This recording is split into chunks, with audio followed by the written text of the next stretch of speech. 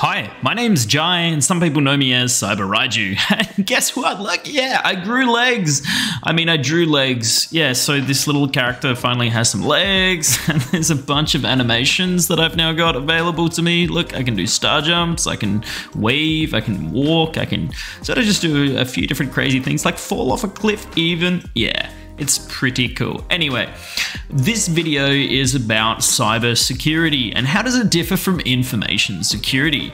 Well, let's first off start by saying cybersecurity is not purely about programming securely, and if it was, then we wouldn't have half the jobs that we actually do have in security nowadays. You don't have to know about programming, but it will help and you will likely pick it up on your journey.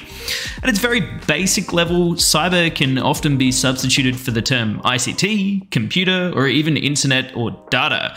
What's the difference between data and information? I'm glad you asked. So information is essentially data with context. If you heard a strange noise, you'd have a piece of data. If you turned around to see the noise was created by a knife-wielding maniac on a unicycle, you'd have information. Honestly, yes, this is the first metaphor that came to my mind. So with the amalgamation of data, you can begin to turn it into information. For a better example, if we had a number and some words, that's multiple pieces of data. But if that number was a house number and the word stated that John Smith lives at that address, that would be information. So the crux of it is that it is about protecting the digital technology which is used to transmit data and information. That in its essence is cybersecurity. This is often directly tied to the people, process, and technology used to ensure that the data is protected. So how does this differ from information security, or InfoSec as it's commonly called? Well, this is an all-encompassing term for protecting information.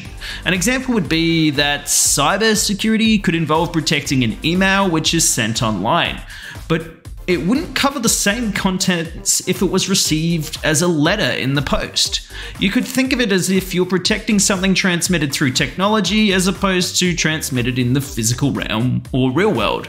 So how do you secure information?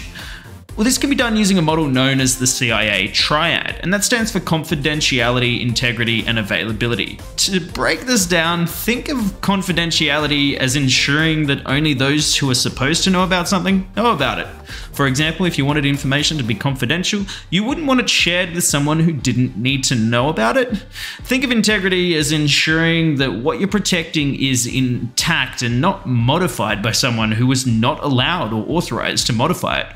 For example, if you wanted information to not have its integrity compromised, you'd want to ensure that only certain people could change its contents. And think of availability as ensuring you have access to something when it is required in a timely fashion. For example, if you wanted information to be available, you'd want to ensure that if you request the contents of this information, that it comes back sooner rather than later, provided of course you're allowed to access it.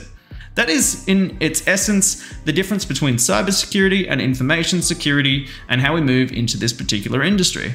When using the CIA Triad, the important thing to keep in mind is to imagine there's a little marble in the center of it. The more it goes in one direction, the less it will have on the others. So if you put an overemphasis on availability, the chances are you're going to have less confidentiality and integrity. And if you put it more on integrity, you're going to have less of confidentiality and availability. More on confidentiality, well then you're going to have less availability and integrity.